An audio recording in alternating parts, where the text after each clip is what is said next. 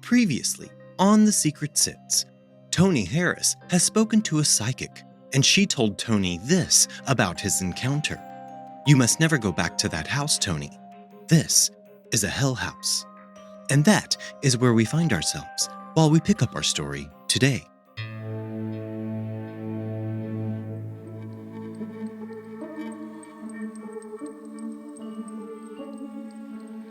Welcome to The Secret Sits. I'm your host, John Dodson. Join us every Thursday as we uncover the secrets behind the world's most fascinating true crime cases. You can find all episodes of The Secret Sits for free on Apple Podcast, Spotify, or wherever you get your podcasts. And if you like what you are hearing, reach out to us on Instagram and Facebook at TheSecretSitsPodcast or on Twitter at SecretSitsPod. Now, on with our story.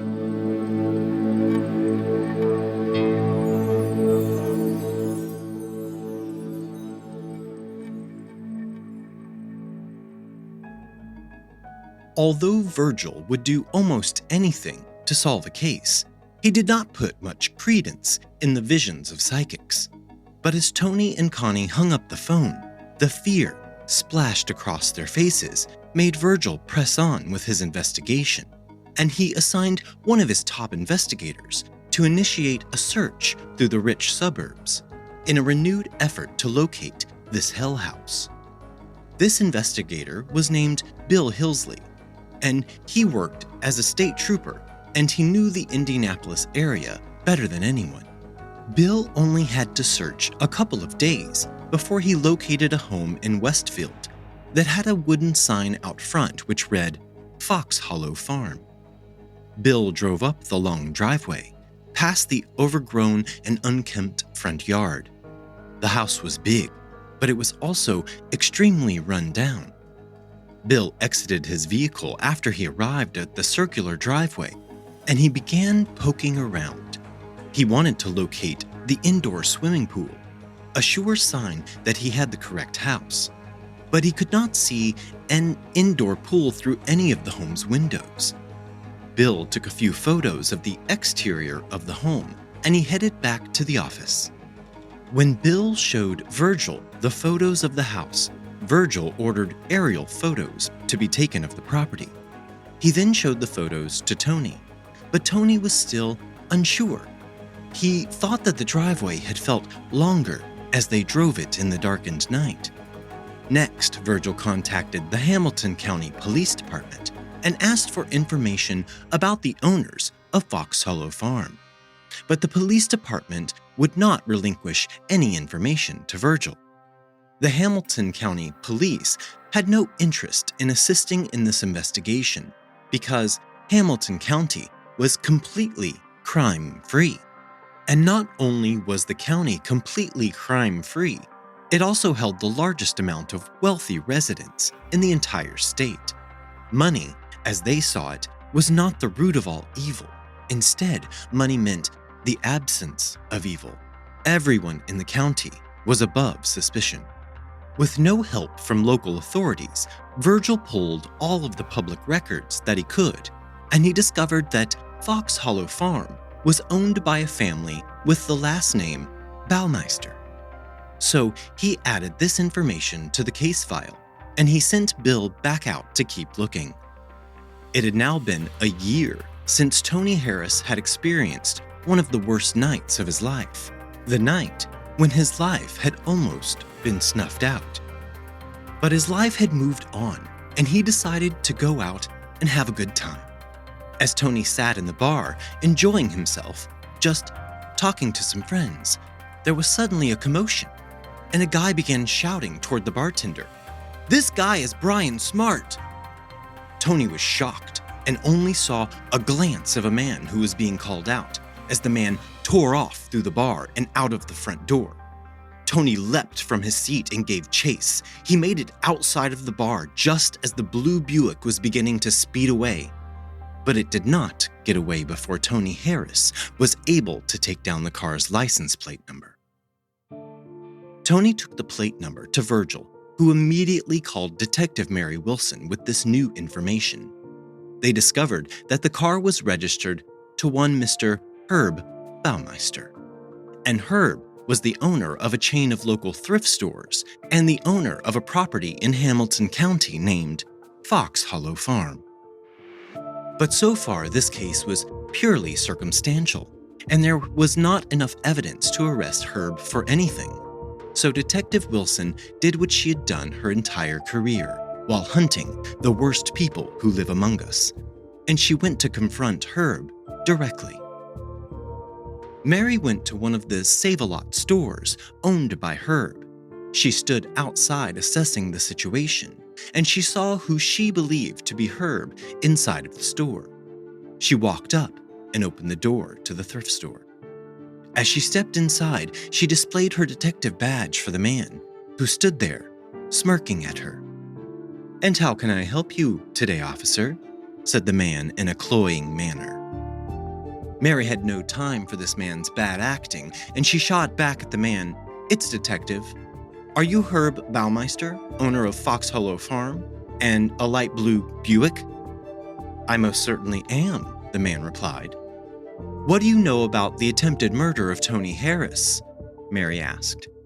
At this, the man feigned surprise. "I beg your pardon?" But Mary Wilson was straight to the point. "You took Tony Harris to your home at Fox Hollow Farm and attempted to strangle him to death." The man's face registered shock at this accusation. "I did not," decreed the man. But Mary was relentless. Johnny Bayer, Alan Broussard, Roger Goodlett, Richard Hamilton, none of these names ring a bell? Herb claimed he had never heard of any of these people before. Mary continued. "Stephen Hale, Jeff Jones, Michael Kieran, Manuel Resendez." Herb shook his head and said, "Listen, I think there has been some sort of misunderstanding here." Mary asked another question. "So you don't frequent gay bars around this city?" Herb was the most outraged by this question, and his face turned red as he responded, "I am a married man, not some sick pervert." At this, Mary gave Herb a smile. "That's a relief to hear. So you won't mind us taking a look around Fox Hollow Farm, just to clear any suspicions about you?" After asking this question, Herb's shocked and almost comical reactions to Mary's questions stopped, and Mary saw the dark shadow envelop Herb's face.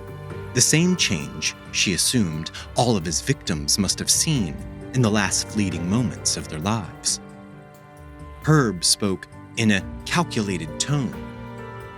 "Well now, I can't have you traipsing all over my property. I've got kids. I don't want them getting frightened." Mary explained to the man that if he was innocent, he would have nothing to hide. But Herb shot back at her that he would not give the police permission to search his property, and he also told her that she did not have enough evidence to get a search warrant. She thanked him for his time and left the store. Detective Wilson then traveled out to Fox Hollow Farm, and she was greeted at the door by a woman named Julie. She was Herb's wife, and she looked at the police badge and she let out an exasperated sigh. "You don't have permission to come in," Julie told the detective. "You aren't allowed to search the house. There's nothing illegal here. There's nothing stolen here. Please just leave us alone." Mary was somewhat taken aback by this seemingly prepared statement. "Stolen?" Mary asked the woman. Julie then said, "Herb already called to warn me about you." This made Mary a bit amused. "Ma'am, I don't care if you have stolen every single piece of furniture in the building. I'm here about a series of murders that we believe your husband committed. We want to search the property for evidence that Herb had been killing people." This made Julie actually snort with laughter. For a moment, this all seemed like a joke. Herb? Herb wouldn't hurt a fly. But a feeling of panic began to fill Julie. Still, she shook her head from side to side. She was a good and dutiful wife, and she remained loyal to her husband at all costs. Mary gave the woman her card and told her to call if she thought of anything. As Detective Wilson left the house, she knew that Herb would never contact her. It was clear to her that the man was a sociopath, but Julie seemed much more likely to break. Less than 1 week after Mary's visit to Fox Hollow Farm, she received a frantic call from Julie. The woman was screaming at her over the phone that she had ruined her marriage. Since Mary's visit to the thrift store and then the house, Herb had begun to spiral out of control. He'd become almost agoraphobic and refused to leave the house. He was rampantly paranoid, and he ran around the house all day peering out of the windows. The Save-A-Lot stores had started going downhill due to the lack of supervision by Herb. Julie then told Herb that he should go visit his mother and just get away for a while. Herb took this as his chance to leave town without looking suspicious, and so he agreed. The very day that Herb left town to visit his mother, Julie filed for divorce. Now, with Herb out of town, Julie placed another call. This call was to Detective Mary Wilson. But in this call, she revealed to Mary that she had unearthed something strange out in the garden of their home at Fox Hollow Farm: a human skeleton. During this same phone call, Julie gave Mary permission to search the property while Herb was away and completely unaware. Detective Wilson launched a full-scale search of the Fox Hollow Farm property. During this search, police discovered the indoor pool, surrounded by posed mannequins, just as Tony had described it. They also found a hidden video recorder, which they assumed Herb had used to videotape his egregious acts. However, they could not locate any videotapes to confirm their suspicions. Because of Tony's details around the night he had almost been killed by Herb, the police were not so surprised by what they found in the house. Nothing could have prepared this investigation team for what they would unearth in the garden, here at Fox Hollow Farm. With little to no effort, the CSI team immediately began discovering human remains all over the property. Herb had lit bonfires as his way of disposing of human remains. What was left after the raging fires had destroyed almost all of the evidence, was blackened and burned pieces of human bone and teeth. The investigators found these pieces of bone and teeth strewn all around the garden. They also located a portion of a human skull. After searching the property for a further 3 days, the police were confident they had located all of the human remains on the property. Julie Baumeister was understandably shocked by what was happening on her property. The police had informed her about all of their suspicions surrounding her husband's bad deeds. Listening to all of this information placed Julie into an almost catatonic state. The police officers had to remind Julie when it was time for her to drive to the school to pick up her children. So, in her state of shock, Julie grabbed her keys and pulled away from her home, a home she had once loved. But just about an hour later, Julie careened back into the driveway, driving like a bat out of hell. Detective Mary Wilson came out of the house as the sounds of Julie's car disrupted the quiet around the house. Julie ran to Mary and almost crumpled into the woman's arms. "Herb has taken Eric." You see, that morning, Herb decided to take an insurance policy with him as he left for his mother's house, and that insurance was his own son. Herb figured if he had Eric with him, his wife would stay under his control, even while he was away. The problem was that Julie had no idea that Herb had taken Eric, and she had already contacted Detective Wilson. Herb Baumeister heard a knock at the door to his mother's house. He walked to the door and he was somewhat taken aback that standing on the other side of the door were 6 uniformed police officers from the local police department. He opened the door. "Can I help you?" Herb said to the gaggle of officers. One officer did the talking. I'm here to inform you that your wife has filed for divorce and has been granted full custody of your children until such time as the proceedings have been completed. We have been asked to come here by the county to collect Herb Baumeister and return him to his mother's care. The local police had not been informed about the investigation taking place at Herb's house. Mary Wilson did not want these officers informing Herb about anything or attempting to arrest him before they had collected all of the evidence that they needed from his home. Herb quickly called his wife a bitch in front of the officers, and then he hollered over his shoulder, "Eric, pack your bag, buddy. You're going back to Mom." He then turned back to the officers and said, "I'm sorry. I understand that you're just doing your job." The local police then took Eric back to the safety of his mother. Herb took this as his window of opportunity to create even more space between him and his quickly deteriorating home life. He informed his mother that Julie had filed for divorce. He then said that he needed to travel back home to speak to Julie about this. He walked out of his mother's house and vanished off the face of the earth. Detective Wilson learned that Herb had fled. So 5 days after their initial search of Fox Hollow Farm, she broke the news about Herb's vicious cycle of crimes during the evening news. They wanted to flush Herb out of hiding, or they hoped that someone would spot him and possibly call in a tip. And Mary did receive a phone call. This call was from Herb's own brother, Brad. Brad informed Mary that he had wired Herb $5,000. Brad said that Herb told him he was in Canada on a business trip and did not have his wallet. Only one person on this earth would ever see Herb Baumeister alive again. But who was this monster? Herb Baumeister was born April 7, 1947, to his parents Herbert and Elizabeth Baumeister. His father was a successful anesthesiologist. Herb was the first child the couple conceived, but after Herb, they would go on to have more children. After Herb was a female child they named Barbara, then another boy called Brad. The couple's final child was another boy they named Richard. After having their entire brood of children, the couple felt cramped in their current house, and they elected to move to an affluent Washington township, which is located just north of Indianapolis. Herb spent his childhood doting on his younger siblings. He also loved playing practical jokes. He was a boy who could easily lift the mood of his entire family with a joke or two.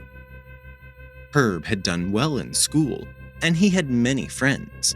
The fact that his family was wealthy helped. The boy seemed to lead a charmed life, absent from many of the real-world problems that you and I have to go through growing up. All of this was true until Herb Baumeister hit puberty, and the dark shadow began to creep into the boy's soul. Slowly, Herb's practical jokes turned from innocently trying to draw laughter from others, and they began being a bit more twisted, and they only spawned glee from Herb himself. Herb never dated while in school. He was the nerdy skinny boy who was not good at sports. It was also during this time that Herb's morbid fascinations began to manifest. I do not know if at this age Herb knew that he was gay. He was more fascinated by things that he thought had nothing to do with sex. One day, as a bunch of boys were outside running around playing, Herb stopped and pondered out loud what human urine might taste like. He went on to say he wondered if it would taste better cold or fresh from the source. The boys wrote this off as Herb's strange sense of humor, and Herb began chasing them around, asking for a drink. Kids this age do not think about these things as disgusting. They think they're funny, because boys this age are just gross. Herb was fascinated by dead animals. He wanted to touch them and play with them. His favorite new toy would be a rotting and bloated carcass. On more than one occasion, Herb's teacher would find a dead, rotting crow left on her desk. All of the other students knew that Herb Baumeister had been the one responsible, but they never said anything. They did not want to be the target of Herb's next prank. During this time, Herb also became increasingly disruptive in class. One day when the teacher arrived at her classroom, she discovered that someone had urinated all over her desk. The other children, once again, did not rat out Herb, but the school knew it was him and they phoned his parents. Herb's father agreed to get Herb some professional help for his problems, and the school allowed Herb to continue attending class. Herb's father used his connections in the medical field to create an endless cycle of referrals to specialists that Herb never saw. His father did not want his son imprisoned in some psych ward of some mental hospital, and he thought a stern warning was enough to correct his son's outlandish behavior. In the 1950s and the 1960s, psychiatry was still in its infancy, and people were misdiagnosed regularly. If Herb's father had actually taken him to a psychiatrist, he would have likely been put into an institution for the rest of his life. Herb was actually schizophrenic, and the only treatment during this time would have been electroconvulsive therapy or a lobotomy. As Herb came into his teenage years, his friends began to distance themselves further and further away from the boy. His name became taboo around the school, with his teachers tiptoeing around the problem, and his friends slowly came to realize that it was not just Herb's personality that was a problem. Even Herb's own father cautiously found excuses not to be in his odd son's presence. The only person in Herb's life that seemed to love him despite all of his faults was his mother. But even she cried just looking at her little boy, a boy she barely recognized anymore. Herb knew that his attraction to other boys would not be accepted by others, so he kept that hidden. Now his love of dead things was also driving people away, so he attempted to tuck that deep inside of himself as well. After slightly changing how he presented himself to the world, Herb made it through his final year in school with less attention and far less scrutiny. After high school, Herb went to Indiana University. There, he was ostracized for his bizarre sense of humor and shunned by his classmates. He left the university and moved back in with his parents before he had even completed one semester. After returning home to live with his parents once again, Herb's father used his connections to get Herb a job as a copy boy at the Indianapolis Star. Many of the staff at the paper found Herb odd, no matter how hard the awkward boy attempted to fit in. His one saving grace was his boss, Gary Donna, who served as the executive of the advertising department. Gary enjoyed the eccentricity in Herb's sense of humor, and he would let him get away with things that should never be tolerated in a professional office environment. When Herb's fellow employees would complain about his inappropriateness, Gary would just brush them off with a "that is just Herb" comment. On one occasion, Gary was going to attend a football game at the University of Indiana with some of his close friends. So, Herb offered to drive the group of men. When the day arrived, Herb showed up to drive his boss along with his rich friends. But all of the men were shocked when Herb pulled up in a hearse. Apparently, Herb had used his father's connections to purchase a hearse from a local mortuary at a great discount. So once again, Gary Donna turned to his friends and said, "That is just Herb." It was not long after this incident that Herb quit the paper. After this incident, praise from his boss Gary had somehow dried up. Herb's father was even more upset that he could not hold a job than he was about Herb quitting school. So Herb Sr. sent his son back to school and told him not to worry about everything at once. He wanted Herb to pick one class, and only one. and stick to it. Herb perused the course catalog and found a class that he thought he could really zero in on: human anatomy and physiology. And that is what he did. Herb returned to school, enrolled in one class, and put his nose to the grindstone. He soon realized that if he focused on his coursework and he stopped caring what those around him thought of him, he could be quite successful. With Herb's newly found confidence, he decided to start traveling into Indianapolis so he could go incognito to some of the local gay establishments. He traveled via public transportation so no one would spot the extremely noticeable hearse he drove as his daily vehicle. In the gay clubs, Herb found he could go mostly unnoticed by the men surrounding him, but those who did notice him were kind and open.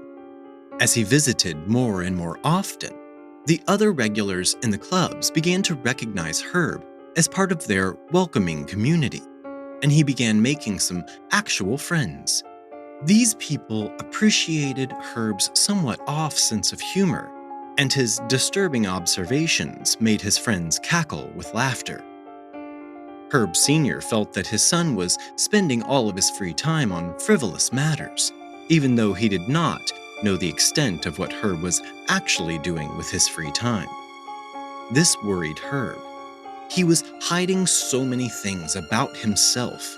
He did not want to lose this new part of his life that he was growing to love.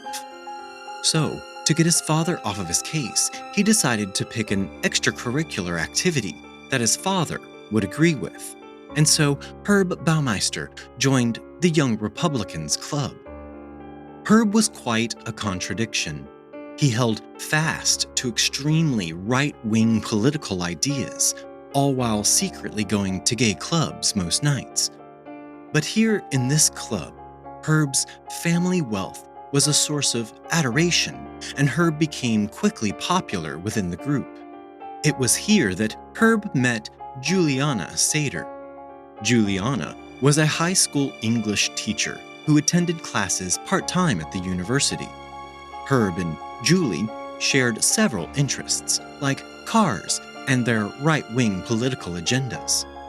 It was at this point in Herb's life that he walked to the crossroads and had to face the devil. He could choose one of two paths. One was to live the traditional lifestyle expected of him by his family and friends. He could marry Julie, have 2.5 kids and a house in the suburbs, or he could continue his hidden gay lifestyle, where he could make out with guys in bars, watch drag shows, and be who he felt like on the inside. From the story we've been telling you, you know which path Herb chose. Herb and Julie married in November of 1971, and all of Indianapolis's wealthy residents were in attendance. After the wedding came the first time Herb was expected to consummate their marriage, something Herb was not ready for. But Herb and Julie moved on. They were a shining example of what the atomic family should look like. They worked out in the yard together. They never fought, and all of their friends simply saw them as a perfect couple. But things were not perfect. 6 months into their marriage, Herb Sr. came for a visit, and he observed that Herb simply agreed with anything Julie said. There was no argument, no trepidation, just agreement. After Herb's father had been at their home for around 24 hours, and he observed his son's behavior, he suggested that Herb be checked into a mental institution. Herb once again just agreed to go. The institution was treating Herb for depression, but after 2 months of being in the institution, doctors diagnosed Herb with something different than depression.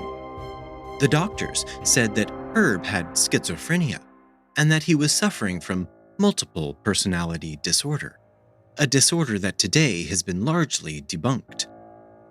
But this diagnosis made perfect sense to Herb. No wonder he felt like a different person at times. It was because there was another person living in his body, a gay twink, who just wanted to party at the club and hook up with random dudes. After this realization, Herb's depression almost melted away, and his father had him removed from the institution. Of course, this was the 1970s, and mental health was severely stigmatized. So Herb and his father swept his time in the mental hospital under the proverbial rug and pretended that it had never happened. Herb returned home to Julie, his dutiful wife, and it was then that Herb was able to consummate the couple's marriage for the very first time.